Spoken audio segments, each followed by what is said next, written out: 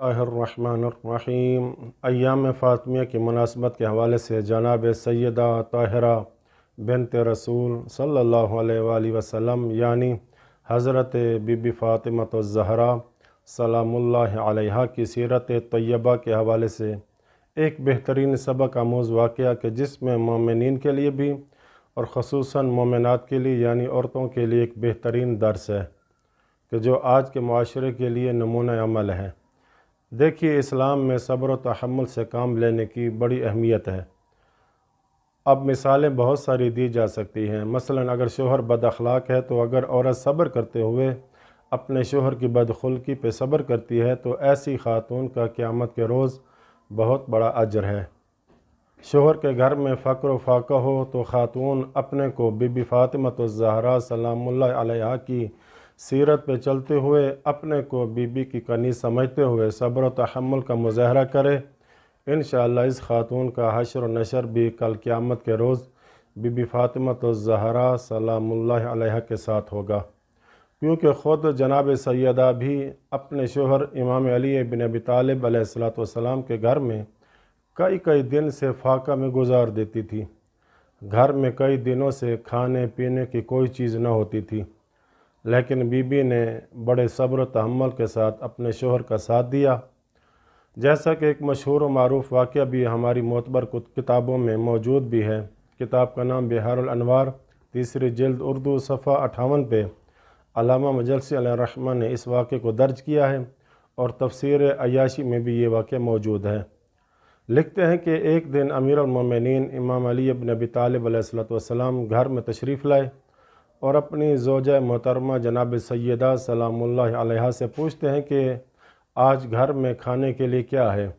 تو جناب سیدہ ادب سے عرض کرنے لگیں، یا امیر المؤمنین، اس ذات کی قسم جس کے قبضہ قدرت میں میری جان ہے، میرے گھر میں 3 دن سے کچھ بھی نہیں ہے، جو کچھ تھا وہ آپ کے سامنے حاضر کر دیتی ہوں۔ اب یہاں پر مولا علی علیہ السلام نے فرمایا، اے زہرا، پھر تم نے مجھے بتایا کیوں نہیں؟ اب یہاں پر جو جواب جناب سیدہ نے اپنے شوہر کو دیا، اسی جواب میں عورتوں کے لیے بہترین درس ہے۔ عرض کرتی ہیں، یا علی، مجھے میرے والد گرامی جناب رسول خدا صلی اللہ علیہ وآلہ وسلم نے منع فرمایا ہے کہ میں آپ سے کسی بھی چیز کا سوال نہ کروں، اور یہ بھی فرمایا کہ اے میری لخت جگر فاطمہ، اگر تیرا شوہر گھر میں اپنی مرضی سے کچھ لا کر دیں اسے بخوشی قبول کر لینا اور لے لینا، لیکن تم نے خود اس سے کسی چیز کا سوال نہ کرنا۔ اللہ اکبر۔ یہ سن کر امیر المومنین گھر سے باہر تشریف لائے اور جا کر کسی سے 1 دینار قرض لیا۔ قرض لے کر واپس آ رہے تھے۔ اب ظاہر ہے کہ اس دینار سے کچھ کھانے پینے کا سامان لیتے۔ جب راستے میں ہی تھے تو راستے میں ہی جناب مقداد سے ملاقات ہو گئی، تو مولا علی علیہ السلام نے مقداد کی حالت کو دریافت کیا اور فرمایا، اے مقداد، خیر تو ہے؟ اس کڑکتی دھوپ میں گھر سے باہر نکلے ہوئے ہو؟ جناب مقداد نے عرض کی، یا امیر المومنین، گھر میں فقر و فاقہ ہے، کھانے پینے کو کچھ بھی نہیں ہے۔ اسی پریشانی اور کرب نے گھر نہیں بیٹھنے دیا۔ تو جناب امیر المومنین نے جیسے ہی سنا، وہ 1 دینار جو قرض لے کر بازار جا رہے تھے تاکہ اپنے بچوں کے لیے کھانے پینے کا سامان خرید سکیں، وہی 1 دینار مولا علی علیہ السلام نے مقداد کو دے دیا۔ خود گھر جانے کی بجائے مسجد نبوی میں تشریف لے گئے۔ وہاں جا کر نماز عصر پیغمبر اکرم کی خدمت میں ادا کی۔ نماز عصر ادا کرنے کے بعد اللہ کے رسول نے مولا علی علیہ السلام کا ہاتھ پکڑا اور ساتھ ساتھ چلتے گئے۔ مولا علیہ السلام سے فرماتے ہیں، یا علی، آج آپ کے گھر ہم مہمان ہیں۔ اب مولا علیہ السلام کہیں تو کیا کہیں، اندر ہی اندر سے کہہ رہے ہوں گے کہ آج تیسرا دن ہے، گھر میں فقر و فاقہ ہے، تو ادھر سے اللہ کا رسول رحمت للعالمین جیسی ہستی ہمارے مہمان بننے کی خواہش بھی رکھتے ہیں۔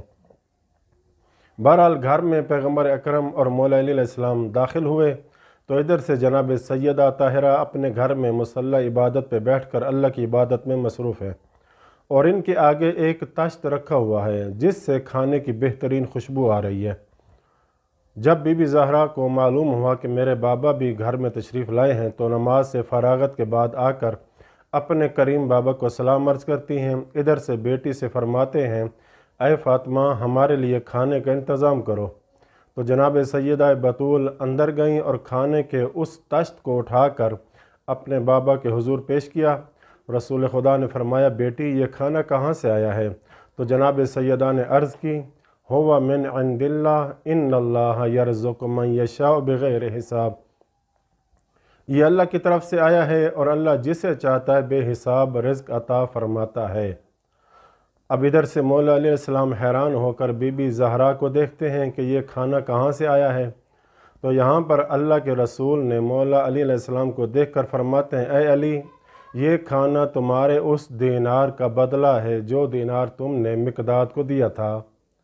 यानी अल्लाह को तेरी ये नेकी और ख़र्च करना इतना पसंद आया कि उसने तुम्हारे लिए जन्नत से खाना भेज दिया। तो ये वाक़या जो मैंने अर्ज़ किया है आपके सामने, इसमें गौर व फ़िक्र करने की ज़रूरत है।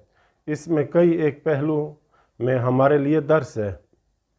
पहला दर्स हमें ये मिला कि ख़ुसूसन ख़वातीन के लिए मैं अर्ज़ करूँगा कि आप शोहर के घर में हों, इतना जहन में ये बात रहे कि अगर अल्लाह न करे मेरे शोहर पर तंग दस्ती आ जाए, गुर्बत आ जाए, घर में फ़क्र व फाक़ा की नौबत भी आ जाए, सब्र व तहम्मुल का मुज़ाहरा करते हुए जनाब ज़हरा के नक्श कदम पे चले। अगरचे जितनी बड़ी गुर्बत आ जाए, फ़क्र व फाक़ा छा जाए, याद खुदा से गाफिल नहीं होना। दूसरा दर्स हमें यह मिला कि इस गुर्बत की परेशानी में भी खुदा का ज़िक्र न छोड़ें, अल्लाह के ज़िक्र को भी जारी सारी रखें। तीसरा नुक्ता हमें ये मिला, और ये ख़ुसूसन मर्द हज़रात के लिए पैगाम है, कि जब मौला अली अलैहिस्सलाम ने अपनी ज़ौजा से फ़रमाया कि खाने के लिए कोई चीज़ है तो ले आएँ, तो जवाबन जनाब सैयदा ने अर्ज़ की, या अमीर अल-मोमिनीन घर में कुछ भी नहीं है, तीसरा दिन है।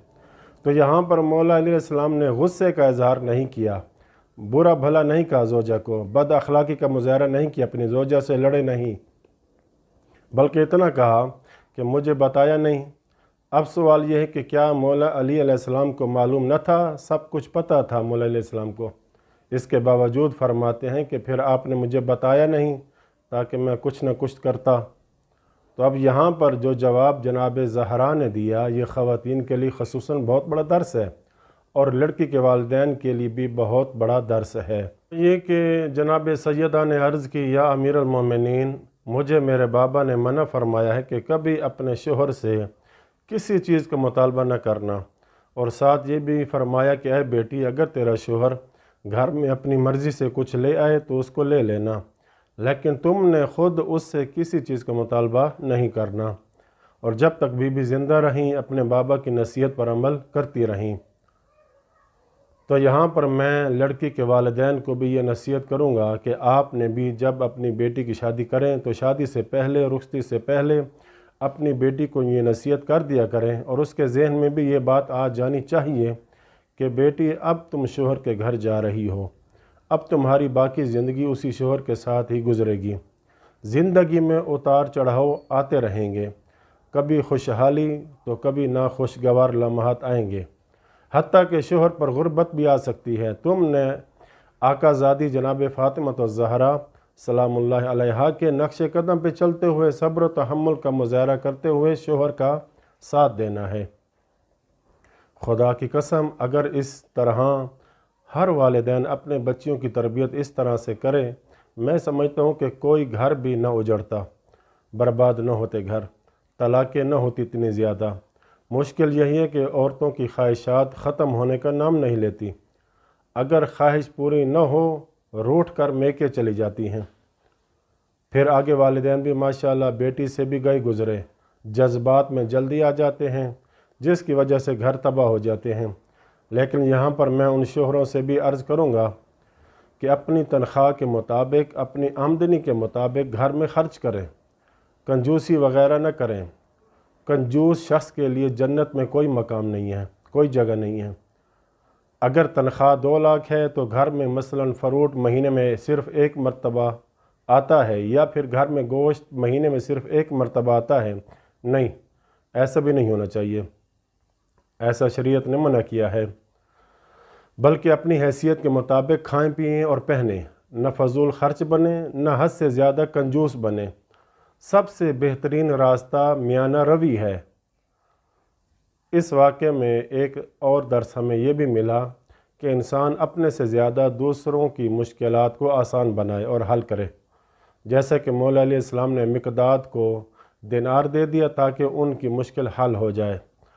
اسے کہتے ہیں ایثار اور قربانی، اپنے سے زیادہ دوسروں کو ترجیح دینا، جیسا کہ قرآن میں سورہ حشر کی آیت نمبر 9 میں ہے۔ اللہ فرماتا ہے وَيُؤْثِرُونَ عَلَىٰ أَنفُسِهِمْ وَلَوْ كَانَ بِهِمْ خَصَاصَةٌ، وہ اپنے آپ پر دوسروں کو ترجیح دیتے ہیں اگرچہ وہ خود محتاج ہوں، فاقہ میں ہوں۔ اور یہ بہت بڑی عبادت ہے۔